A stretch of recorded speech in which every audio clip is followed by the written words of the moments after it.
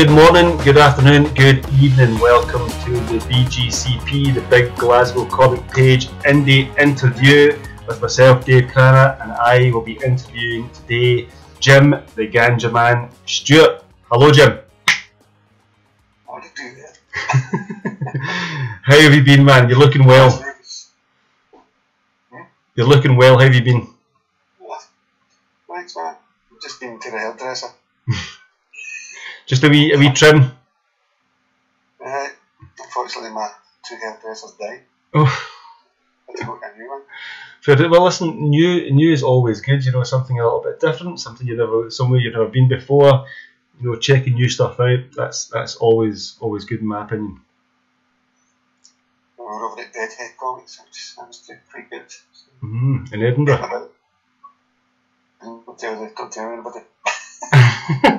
Your secret is safe with me, unless this podcast gets like 1,000 views, in which case there's not much I can do about it. I managed to get into Glasgow for the first time yesterday, since 2019. It was great. What did you try to get in? Try to get in? I'm trying to get in. It was awesome, man. I went to Chris at City Centre Comics, I went to the new Forbidden Planet, and I went to the old Forbidden Planet. Man, the discounts you can get in there right now are phenomenal. Did you miss your Geek Retreat? No, I didn't do Geek Retreat. I was planning to get into A1. I didn't get in. Do you recommend it? There was a time I recommended it. I brought back issues to it, just before the pandemic. But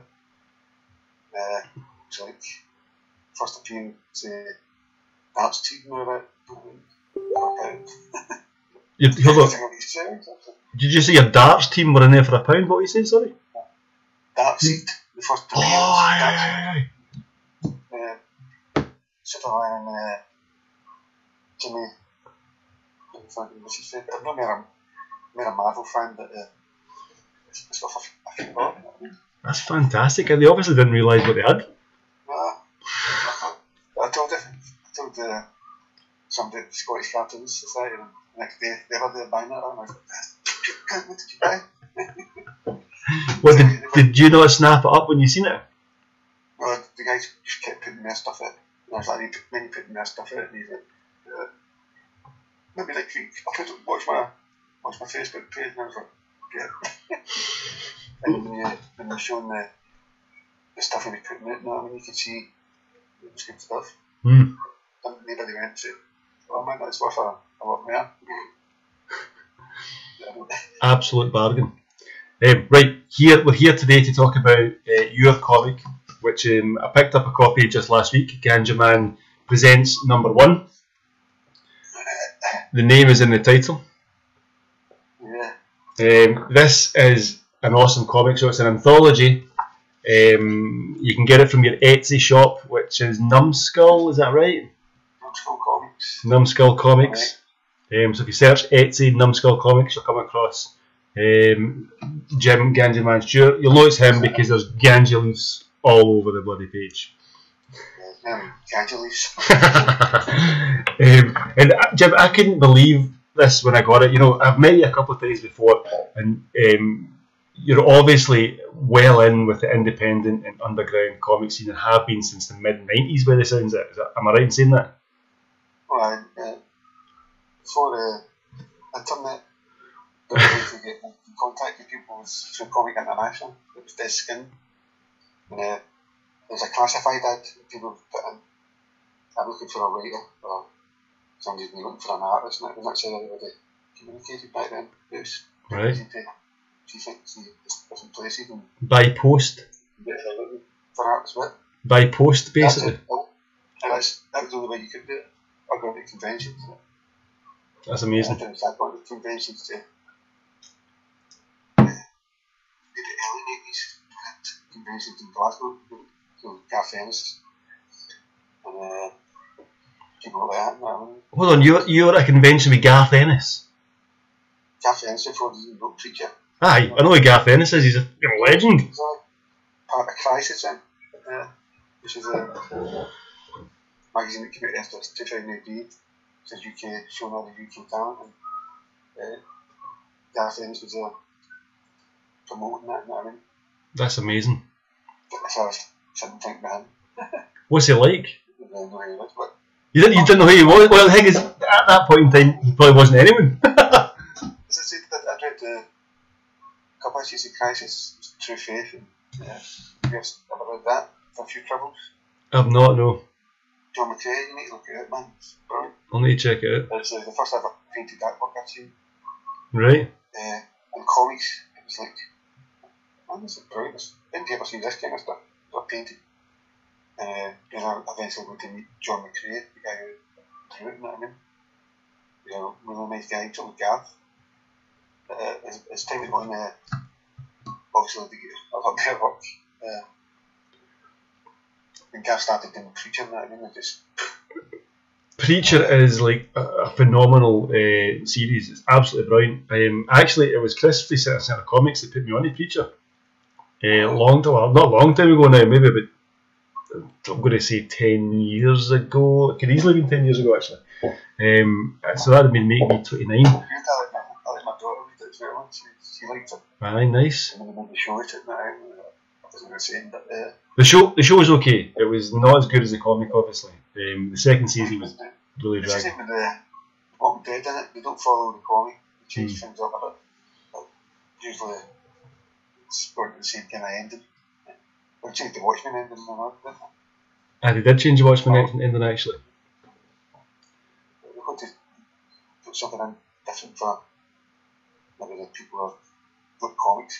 Aye, exactly. It's for a far broader audience, TV and film than comics are. You know, what I find with comics is it's very much a niche. You know, there's a small amount of people that are going to read independent and underground comics. There's mostly adults, you know what I mean? But the people that do read them are fucking awesome. It's like I don't really kids have had to refuse selling Ganjaman comics and I go to conventions. It's like, idiot. 19. I'll just get something I don't want to sell. But even though it's okay. What I'm going to say to all you underraters right now is if you go on Numbskull, Numbskull Comics, Jim doesn't know what age you are. And all these kids, all these kids know what they're doing, man. They know how to get stuff off of Etsy. That's where they spend their days. I don't know if you've seen it on my Instagram, but I put up one time I had the comics in the shops, and I think it must have been A1. They must have sold it to a minor. I sold it to somebody, and then I was in the paper the next few days. Seen that? Bastards. I never thought we sold them to the Reds. Man, you know, press is. The shop was about me to take after 18 and the adults. I've done that, so I can keep that on it. It's only the fence I've ever got took up court. Aye, it's got to be done, man. Adults only and 18. So if somebody sells it to somebody else, and not say my one. Nothing to do with you. So Right. if I stick it in a shop, somebody told me that. If I use steals it now, I mean, it's fault it. Right, nothing to do with you. That's exactly the same. I've made sure I put for a mature audience on the front of my book as well, because it's not for kids. If somebody steals it against my phone, it's still right for me, you know what I mean? If it's in a shop. Yeah, if someone steals it, you think respect to that child. Quite right, pal. But anybody I get to come to now, I said to them, keep it the way kids. Right. Of course. No, if they get hold of it, they want to see what it's in. I mean, it's obviously. I mean, it's called Ganjaman, so it's, you know, it is adult content. But it's very much. I would say it's very much like a kind of a biz kind of idea. That's maybe a bad example, but it's the only example that I can kind of draw from. Yeah. It's a bit disgusting and rude. That's not really what that is. Aye, if you had to, it's more comedy. Zap. Right. The Zap. I remember Zap on the shelves. I've never picked one up. I never picked up a Viz, to be honest, either, actually. That's the American thing. Right. Yeah. It's got Robert Crumb and all that in it. But it comes out maybe once every 3 years, or sometimes it goes out 4 years later. Look it up, I mean, you get a chance. But it's more like that. And it's cutting all the coat shit. I mean, it's not a rude comic. There's nothing rude about this. There's obviously a heavy presence of cannabis, and there's I mean, the Ganjaman, the astounding Ganjaman himself, he's awesome. Alex Harvey said there's no such thing as a dirty book. It's just the way you read it. It's like there's no such thing as bad press. But just wait. So this is Ganjaman presents number 1. Now this was printed or reprinted, I should say, in 2017. Is that right? Aye. 2008 I printed the first one, and then So 2008 you printed the first one. 2000 copies. Wow. Gone. And I got issue 4 and I was like, I can't go to conventions and we'll have issue 1. I need to get a reprint of that. I reprinted the same time as issue 4. Wow, 2,000 copies, man. That's insane. That's excellent. Back then, advertising was a great thing. And you can go to shops and take a comic and right, take an advert in this. You take all the prices of the adverts. Like £500 for a full page cover. $250 for a half page, you know what I mean? And you take them all wrote down. Leave a couple of comics in them as well. Whether you enter a tattoo show, comic show, shops sell clays, Mr. Ben, you ever that show, Mr. Ben? No. Anything like that, you head shopped. And then you leave your number and then contact you. You say, oh man, I want an advert in comics. Sometimes the print bill, back in 2008, print is a bit cheaper as well. So if you got like 4 full page adverts, that's £2,000. Pays for your comic, you know what I mean? Aye, fucking right, man. That's. If you sold all the other wee ones, then sometimes you're in, if you were in that, you're in credit. You've already made money. You're just getting it printed. That's amazing. I don't know if it would work this time around. I have seen actually people putting out requests saying, listen, I've got a comic coming up, does anyone want to put an advert in there? I actually put one in somewhere, the guy was offering it for free. Now that I remember. I don't know if that went on or not. I should have got that book just to find it. I completely forgot about it. That happens. Electric Soup was kind of the same, but kind of survived on adverts because they're going to pay an artist, you know what I mean? Electric Soup, that's with Frank Whiteley. Frank Wiley, Dave Alexander, Thomas Somerville. Did you work on that book? No. Right. I was doing other things back then. I was doing paint decorator or something. You're trying to make a real life of yourself. I was kind of art, but when Electric Soup came out, I only seen one issue, and that was the Frank Whiteley one with the Cape Fury. You ever see that? I've not. I've checked them out actually out on eBay to see if I can get a couple. I've not purchased any yet, right now. I was like, oh, that's it in Guy's Region as well, man. This is kind of the greens and stuff. The bears are flicking the dingleberries at me. Things like that, or smells. Man, this is fucking crazy. I said, what's this? And, I met Dave Alexander, I mean, the guy who did the Meat Band Brothers and just like the Three Brothers, but in Guy's Region. Brilliant. It's fucking brilliant. So when was that? That was back early 2000s?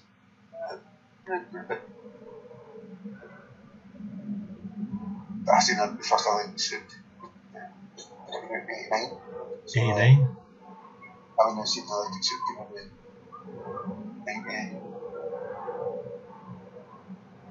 93 or something like that. Wow, man, 93. So that's. I saved one on the bus. And when I did the comic with Dave Alexander, he used to say, see any other issues that kind of damaged, you just take them, we leave them on the buses, and then somebody gets introduced to a comic, and it's like, and then they go, great idea. The comics, and that's the first one's free, that's the way I feel. I was accepted one stuff in that. I was like, I need to try and get the rest of these. That's a great idea. I love that. That's awesome. I did a on the hunt, so that's a great idea. Mm. And we did the same thing with Northern Lights. People, and sometimes I'd cover off and put it behind a bus shelter. You need to maybe fit things in. And I would do that kind of by the bus stops. It's cheap on stickers. And even like the comics were falling apart because you know the comics were returned to you. Or back then, in 1999, I mean, like, I know a lot of people were willing to give you the money up front for a comic. You'd have to like put it in the show without any sale and return kind of thing. Sale and return. And it was like sometimes you'd get back and would be somebody else just took over and it was or they lost. So you kind of still doing that. You know? If you want them, you need to pay up front. I mean, we did see when it comes to some people we trusted.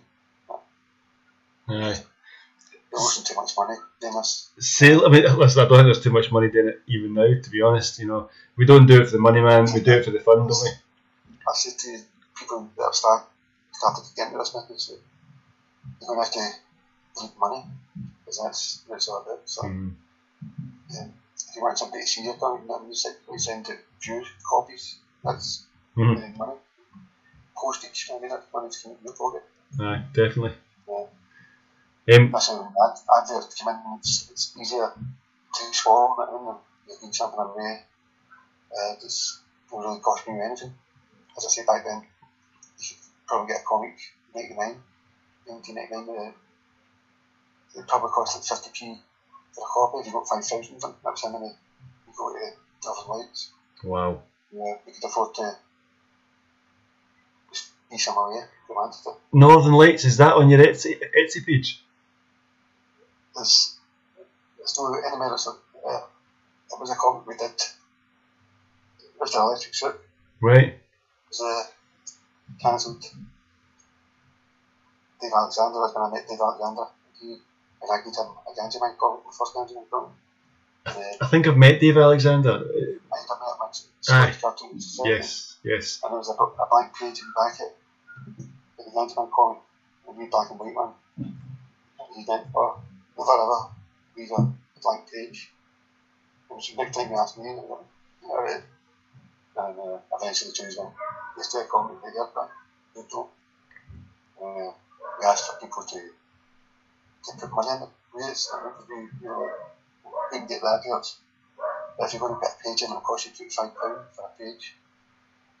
So if it's a 2 page in it, I mean, it's going to cost you £50 or 3 pages. And then we got some people that did do that, but most of the time you can go to adverts in it. And eventually we could afford to pay artists some money or an advert for their comic, you know what I mean? Which, if you looked at the advert, it's going to cost maybe, if it's a half a page, it's £250, and you give this person an advert to put some pages in.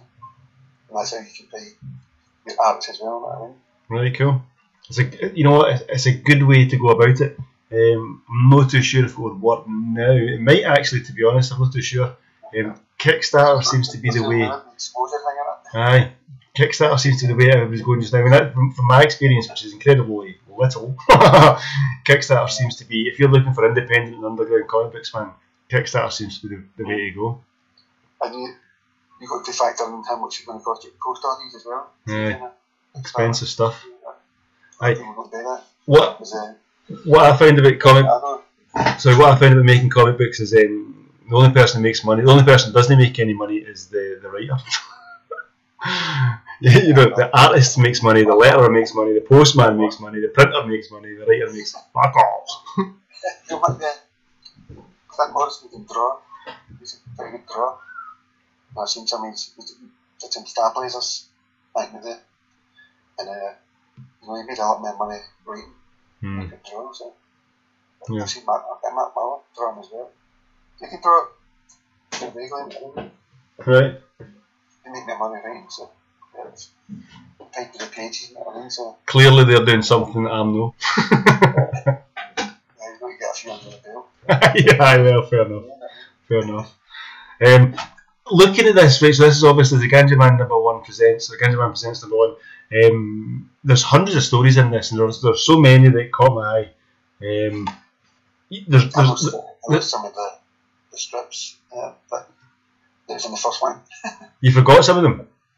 Well, the first issue, I was stoned and I printed the two the pages the same together, and I fixed that in the reprint, but I do some artwork. I put it on my computer and that what do you call it? It died on me, and all the art died on it. I had lots of artwork on it, man. I'd already coloured off the comic and then lost the whole thing. And I had to start from scratch again. And I was like, this first page, everything's against me here. Nightmare. Like that, I've fucking done it. Perseverance, man. He's persevered. He did the same thing with your comics. The book. He persevered and he bought it. And then you can work on the next one. You go to the next. That's what I'm thinking, you know that. Northern Lights, Northern Lights, Hope Street Studio, started to become, Hope Street became, yeah, Hope Street Studios. Hope Street? Aye. As in Glasgow, aye? Aye. Well, that's where we were doing Northern Lights now. And because the attention was there, and ended up taking the zero. So DC work started coming into the studio, and it was just like, it's all these big flats and things, you know, so Jimmy Grant, that kind of get in there. Underground stuff, really, I mean, he was concentrating on getting that big pine joke. It was everybody's dream, I suppose, to work for DC, innit? Of course, man, everyone's dream is to work for DC, Marvel, you know, Image, probably 2000 AD, actually. I'd love to work for 2000 AD, I think that'd be fucking awesome. At that time, I know that was 2003, and I just started working for Soft Secrets, which was a magazine in the Netherlands. Right. And they were starting to pay me, but like in the studio, there was only one computer that had Photoshop in it, so everything they were selling, any cartoons they were selling to other people, had to be coloured by David Cranna, because he was the only one that had the software. So he would take a percentage of it. And I was like, eventually, after the rest of another interview, I don't deal, you know what I mean? And I decided, well, this isn't for me. I'm not going to trust somebody who would rip me off. And I'm not going to work on business wise if that's a way to treat me for that. And so I left Home Street Studios and I built my own computer because I ended up selling my shares in other lights. It was a comic book put money into, so it became worth money to the company, you know what I mean? Right. Eventually Alan Grant came along and he put some cash, paid us people who shares after. It was mainly meat first, and then the budget was in the corner. He said, I want the money, I know. It was a grand, so just take the money. And Hope Street was because you couldn't walk up the stairs because it was a top flat, and he was in his 60s, so he was just like, I can't do any up here. And then Dave Alexander decided to sell his shares, and I used the money that I made to the comic just to buy a computer. It was a second-hand one, but how hard's it going to be to set this up myself, you know what I mean? And then I was like, I need to get a copy of the Adobe Photoshop, and obviously Jamie wasn't going to do it. And somebody else went, there you go. I said, do you want money for it? He said, no, just have it. Because that's the way it works now. Ah, of course, eh? And that was me helping generate me. Try to reduce your loss of fruits and money or dope or whatever. And so I started getting the full money for the strips out. So it was not, maybe the strip was taking like, you write it and then you have to draw it down, you know what I mean, and then make it. So that would maybe take 3 days. But you could write ahead if you wanted to do, you know what I mean. You just use mini strips are because at that time I was getting 5 at a time, so it was like, I don't know if my days. The deadlines were, they started like, the deadlines really came in because it was like, eventually I wanted to get them translated. So French and then Italian and Spanish and then Dutch and then Russian. So you were doing this. So Northern Lights was a comic that you were doing, and it was selling all around Europe, and then you decided to leave that because they were like, well, somebody was taking a cut basically that you didn't think was deserved. And somebody wanted to pay us money for the comic, and I was like, okay, that's when that was solved. A lot of things I could use the money to get my computer and just that's fucking working full time, and family like yourself.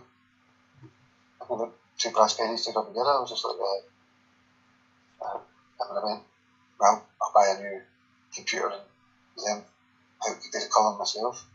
And I started getting the money for the stuff myself and all that. I wasn't nice. Everything you did was through,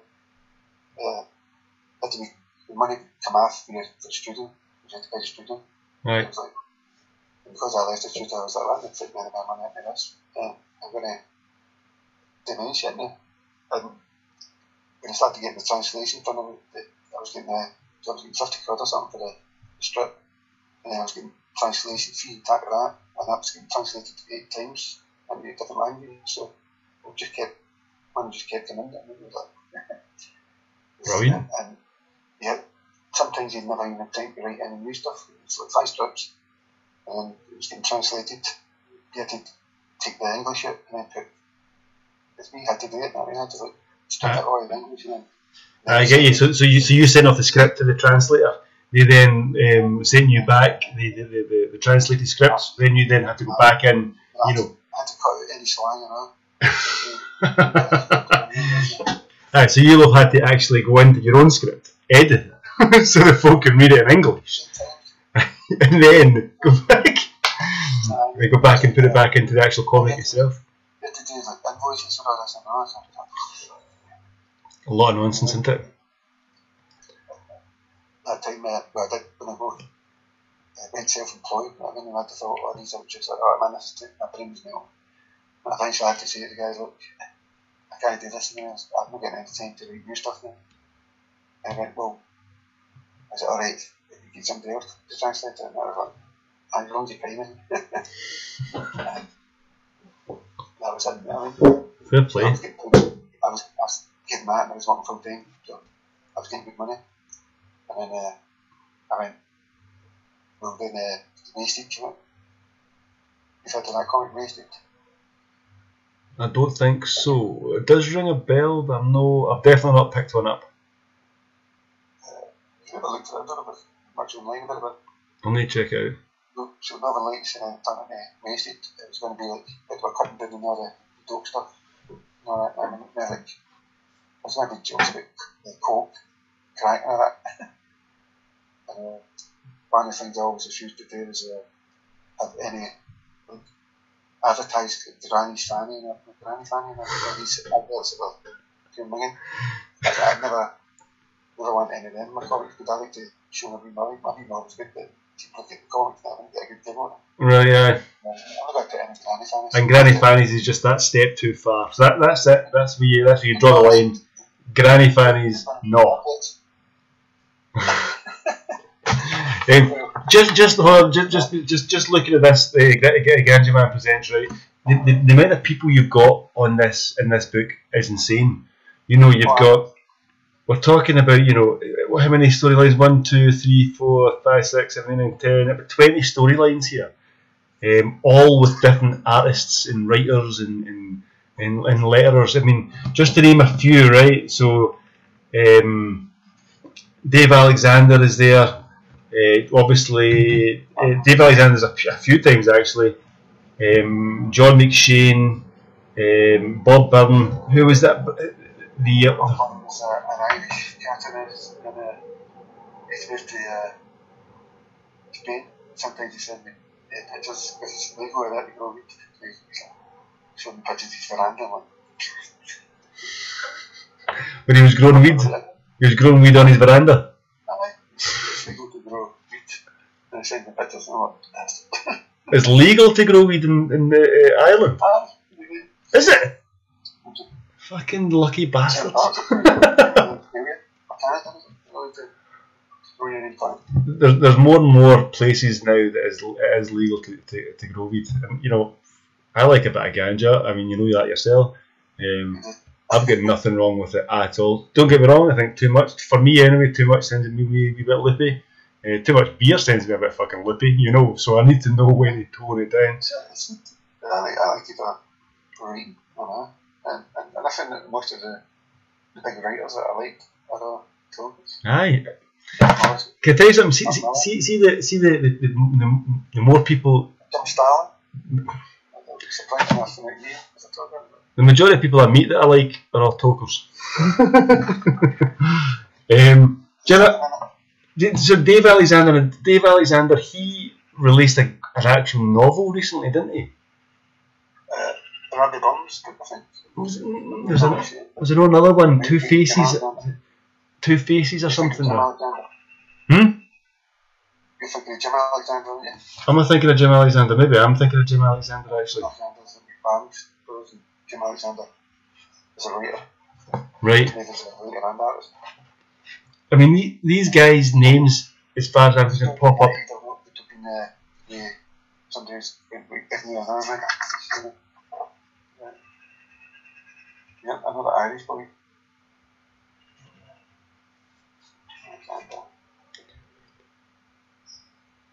I mean, the names in this comic, right? They pop up all the time. When I read, you know, articles on independent comics. Sorry, who's that? Declan Shelby. Declan Shelby. So he done. He's worked for Marvel now. Right. What's he doing in Marvel? Moon Knight, I think. Moon Knight. Wow, man. So Moon Knight's just about to get a TV show or a movie. I'm not sure if it's a movie or a TV show. No. He's taken my flat years ago. He's been Frankenstein. So probably with that big one. And that's amazing. Frankenstein's pub, remember that? Frankenstein pub in Glasgow. Frankenstein used to club. Oh, right. You talking about Edinburgh? No, there's one in the school in Glasgow, no? Did there? Aye. Union Street, I think, but we took him out and watch it. Is it? The lights coming in. It's so he was working in there? No, he was writing a book for classical comics, or drawing it. Frankenstein. Right. Like classical comics day, all these one of my mates, John Hayward, he was doing Hamlet and all that kind of stuff for him. Good stuff. I mean, honestly, some of the people in this book are just to have worked with these people. I think is just absolutely amazing. And you know, to all you, if anyone is listening to this, I hope some of you are. Go and check out this. The Ganjaman presents. Check it out on Etsy. It's just the content in here is fantastic. It's mature. It's for adults, but it's hysterically funny. And the general vibe behind it is just that's what I really like about it. It's the vibe, and it's that, you know, independence since what, 1993, I think is what you mentioned to me. So since 1993, so some of you guys weren't even born. Jim here is dishing out golden content to the world, and you guys are just figments of your mum and dad's imagination. So I recommend you go in there and check it all out. Now hold on, there was a few other wee questions. Aye, why did you get any comics? Why? What was the big thing that got you started? What age were you when you started reading comics? What was your first comic that you read, or the first one you can remember? And then why did you decide to start to write your own? And what was it? Where did the inspiration for Ganjaman Presents come from?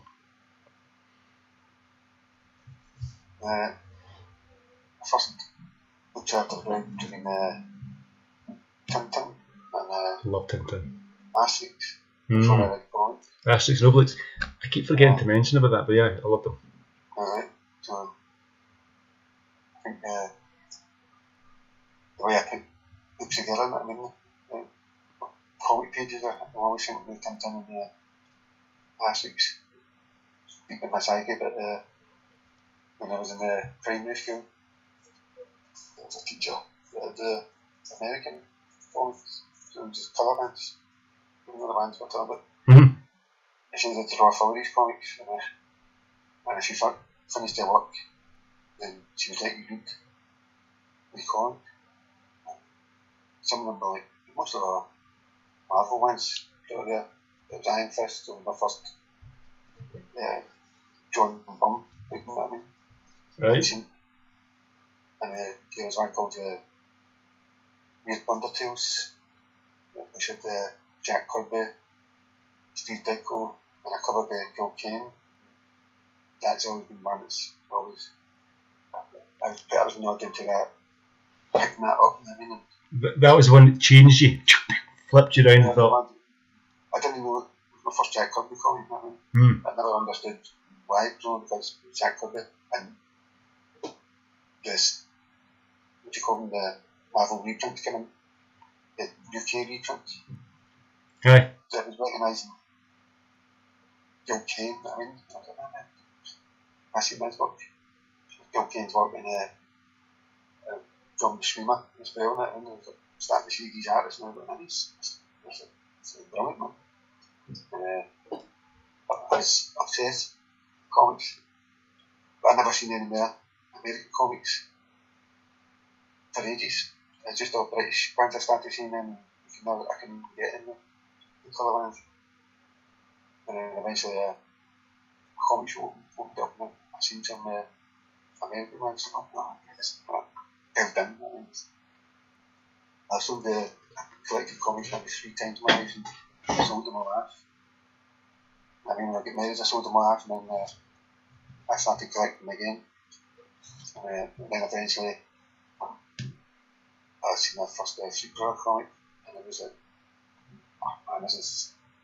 Yeah, I was always into John Bum, that kind of stuff, you know what I mean? But when I seen the Street Brothers, I was just like, man, this is.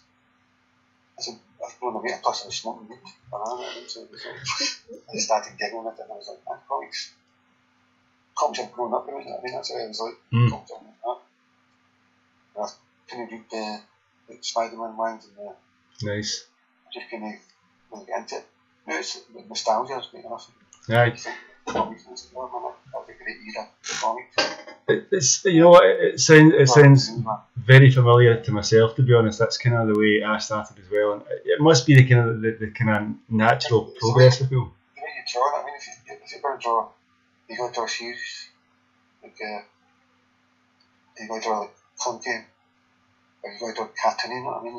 And right. It's like, what way am I going to go here? Because am I going to try and draw like John Bum, which is hard, you know what I mean? Or am I going to try and just tone it down to cartoony, which is the simplicity in it, you know what I mean? Mm-hmm. Like, rather putting a lot of detail into a car or something, it just tells the story anyway. I mean, so, for as cartoony as it is, there is still a lot of detail in this. You know what I mean? I got the early stuff on that. Right. You get more detailed as you go in it. I mean, you a lot of references.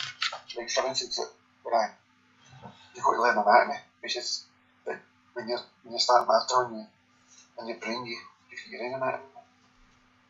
I mean, everything you picked up in comics, and in the 90s, I was saying, well, this is the character that I was going to do before. I've never seen Stewart. He's awesome. Who is he? It was like a character I was going to do before.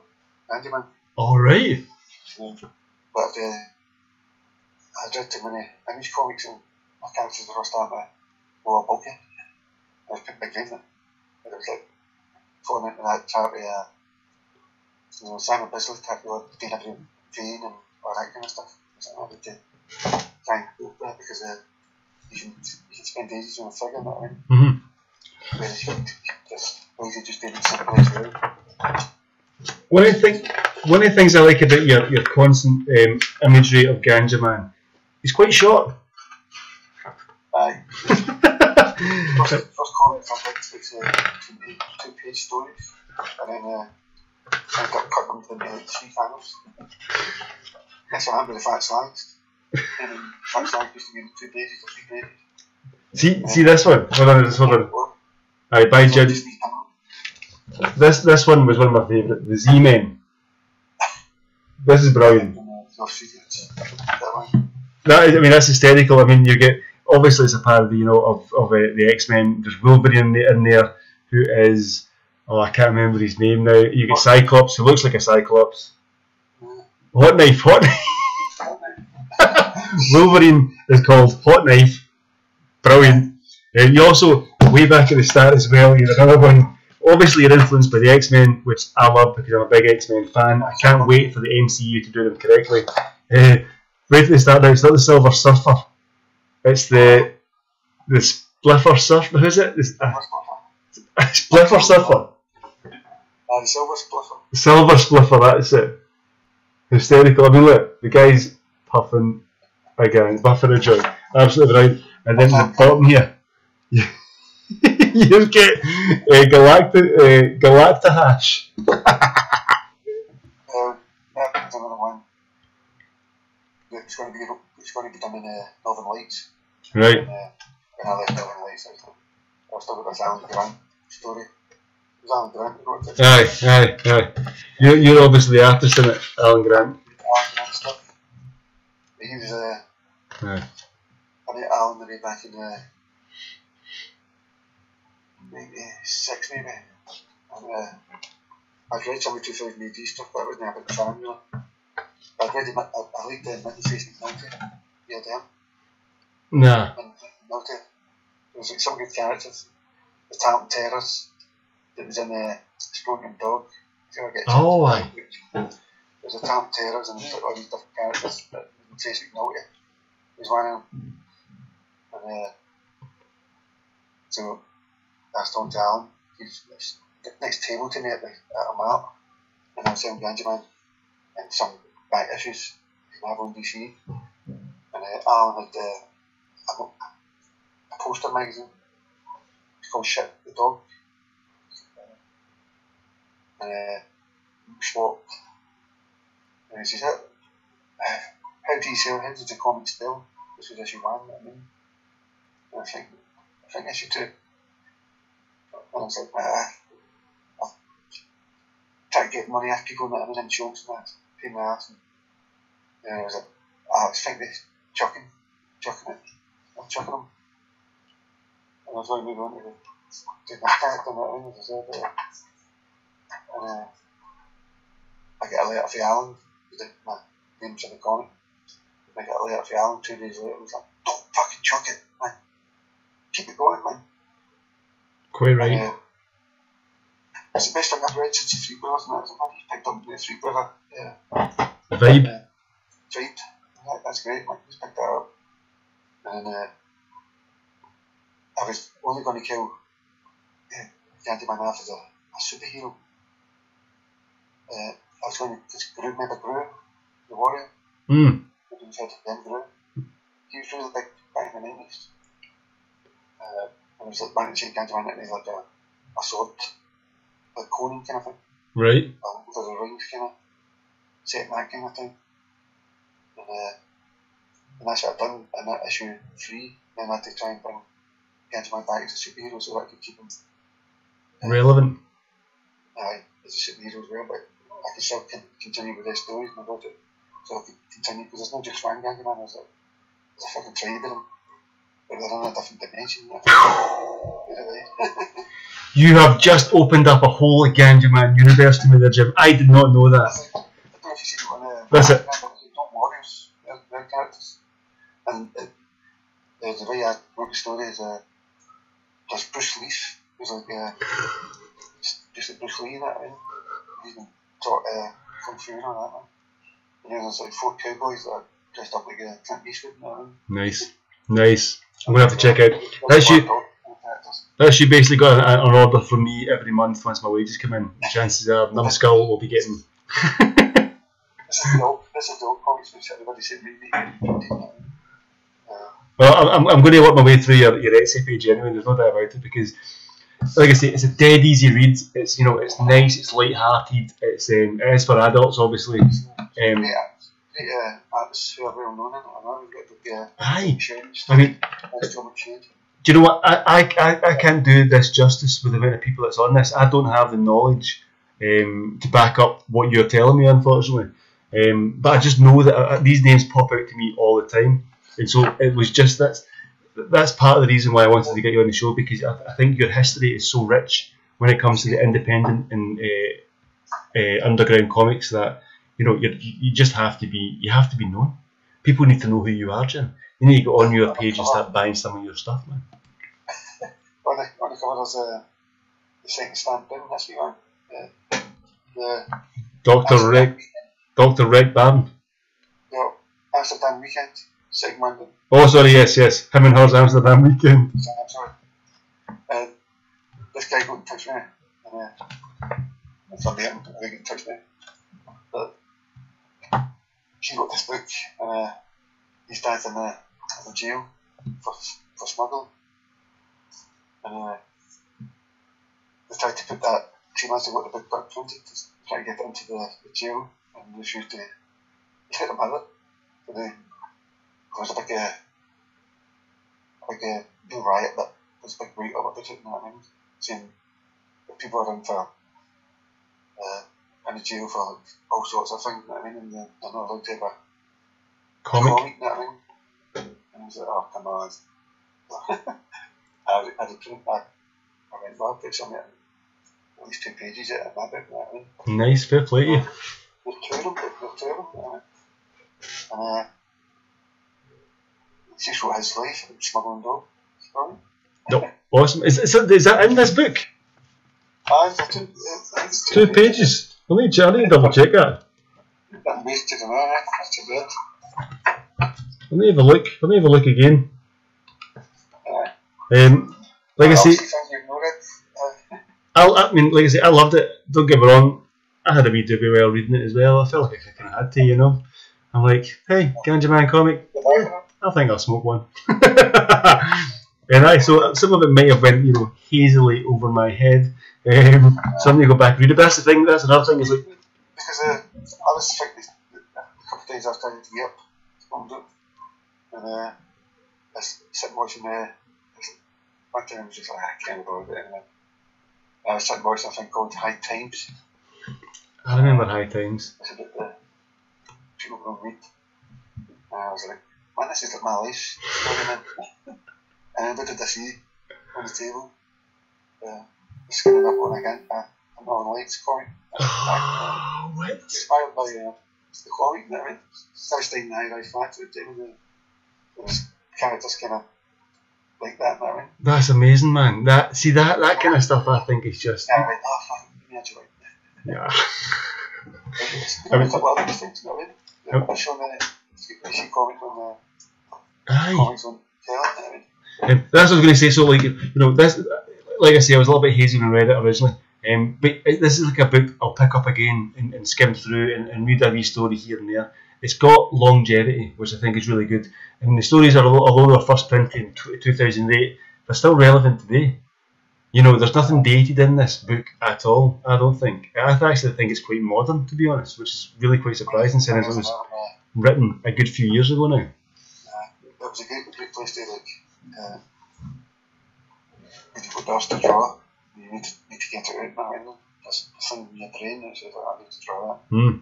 And there's no many dope magazines out there anyway. So I reckon you could. I need to do this myself. It's the woke generation, isn't it, man? That's the problem. I reckon people like yourself are breaking boundaries as you continue to do it. Aye. People realise about printing stuff. You really need to. You need to do it yourself. And that's one of the reasons again why I love the independent comic scene, is because people can do what they want and there's no one telling them not to do it. So, you know, that is, there's no big head honcho up there saying, you can't put that in there. If you do something, if you work for Marvel or DC and you might try and get something in, there's no long something happened to some X-Men comic, somebody put some anti-Jew thing in it. Aye, that's right. That's right. I've seen that. I mean, that's pretty bad. Aye, that's. You don't do that kind of thing anyway, but if you're doing your own stuff, it's hard to cancel, you know what I mean? Because unless there's something really, they bring something really mad, you can make up stories. I mean, there's certain things that I'm like, yeah, I would not write that, and I would not like that. I don't want to be known as that guy, but Ganja's not one of them. You've got to draw a line with how far you can do that, but if you look at some of the the writing, you can't finish, you know what I mean? I've taught some of it's sometimes it's arse jokes on, you know, had to get up the art or something, you know what I mean? Aye, some of Garth Ennis stuff is just like, whoa, what's going on here? And I think it's brilliant. I think that's totally about breaking boundaries and doing stuff. I love it. If they see a willing to publish it, then that's good. You can look at that way. He's always had the publishers. I think so most of them have been published. I don't think anything else you've done before crisis, right? But that was when I bumped into his stuff, and I was just like, this is crazy. If you read a few trouble more than that, it's just like, so the guys, I mean, he did one about diarrhea and all that sort of people would stay away from diarrhea. What's that called, man? A few troubles more. Right, we are getting to kind of our end of our time here. So before we sign off, right, I'll tell everybody where we can find you. Do you have one piece of advice for any budding independent comic book writer, artist, publisher, anything at all? What's your one piece of advice that you would tell them to inspire them? Get your fucking finger out. Do it. Yes. I like it. Just dream about it, just do it.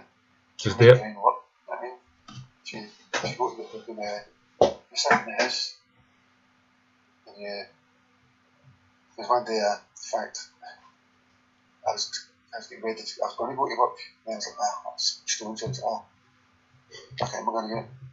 And I went, fuck it, I'll go. And went to the bus stop, and there was a wee envelope with 180 quid in it. I was like, no. So you make your own luck, man. I mean, if you just go out and you would think that, I remember when they seen you come in next time, you never had the full thing yet, you know what I mean? When I met you first? Aye. No, I mean, when I met you, I had no idea what I was doing. I had an idea of what I wanted to do. I had no idea how I was going to get there. Well, information's out there, and if you know where to look. Aye. And I just joined this comic society. I was just text Ellie, and I was like, Ellie, can I come along? She's like, of course, welcome. Came along, and you guys totally introduced me to everything. You totally blew my mind. You just opened up a whole world of independent stuff. Yeah, and I started going to that scam thing that I told you about.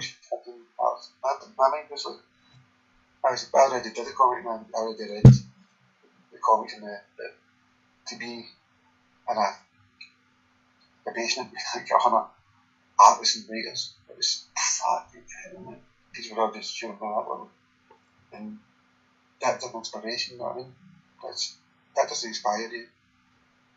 Oh well. Yeah, check your post, you know what I mean? And, because the men you hang about the people that get and all that, I mean? Aye. I think I was getting contacted, I was going to conventions, and that this thing that was happening every month was something to look forward to. I was like, oh, this is, I was reading like newspaper cartoonists, comic cartoons and painters everything. I mean, it was not just a guy was doing anything. I mean, it was a different walk of life. Mm-hmm. So that's why we were trying to do for young ones as well. I mean, because when that finished, the skin finished, it was that big hole. Right, there definitely needs to be something. There definitely needs to be something to fill that void, you know. And I think doing what we're doing just now, we're going to be chatting, putting it out there into the internet stratosphere, whatever we call it. I think is a good thing, because I think all the young ones, even guys, you know, in their 20s, whatever, man, they need to know that the scene is there, and you just have to jump in and join it, man, and it's huge. Coronavirus, I'll get back to kind of normal-ish.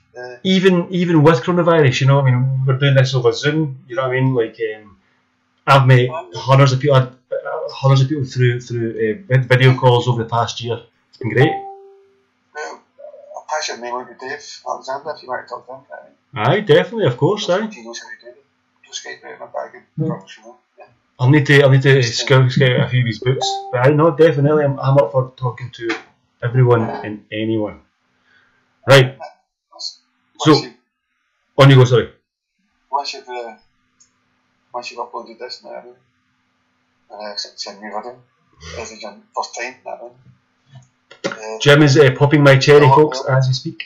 I love it when some lasses come up to make conventions and say they broke their comic cherry, and I was like, oh. You sexy big bastard, you. Right, Jim. We have talked too long. I could sit and talk to you all night long, and hopefully one day we'll get back to a pub and we'll be able to sit and talk mince all night long. However, the attention span of the average person out there at the moment is about half an hour to 45 minutes. We're way over that, so we'll probably, a few folk are probably tuned out just now, but that's just the way it is. So, mate, I want to thank you very much for coming on. I really appreciate it, and like I say, your backstory and your history within it is so vibrant and awesome that people need to know who you are. Where can we find you if we are looking for you? Where is your social media? Where's best to get you? Ganjaman, Stewart on Instagram. And there's a Ganjaman, official Ganjaman Facebook page. Right.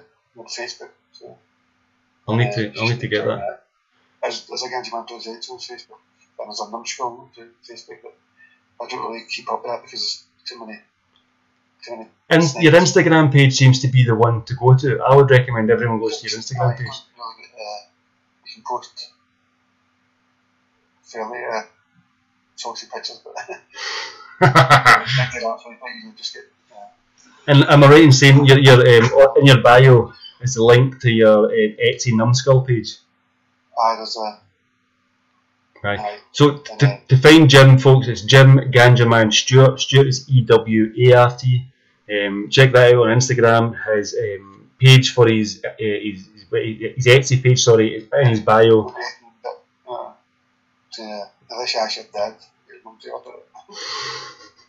Trust me, these kids can do this themselves, man. They're not like you and me, man. Trust me, they know what's going on. I think the sheep does when I was 15 or something. So. That's definitely. You can just walk into a shop though and just take it off. Walk up to the counter. Well, we know it's saying it's from my dad. I remember buying my papa fags that way. Don't you want me saying these? No, it's my fucking show. Right, we're going to have to call it there, Jim. Right, so folks, if you liked the interview, please like and subscribe. You can follow us on the BGCP Facebook page. What's that? You fish at this. I've been running this through my head for days now. You can find us on the BGCP Facebook page. You can find us on Instagram, Twitter as well. Like a wee comment, let us know, share it if you could as well. That'd be awesome. And go and check out Jim Ganjaman Stewart on Instagram. All right, folks. Thanks very much. Thank you very much indeed. I'll speak to you soon. Yourself. Those books. Up to Deadhead. I will get up to Deadhead. Right, folks. I will speak to you all later. Cheers. Bye-bye. Thank you for listening to Disassembled. You can find more news and reviews on BigGlasgowComicPage.com. And don't forget, you can also find us on Instagram, Twitter, and YouTube as BGCP Comic Con. Make sure you also subscribe on your podcast provider of choice for new episodes every week.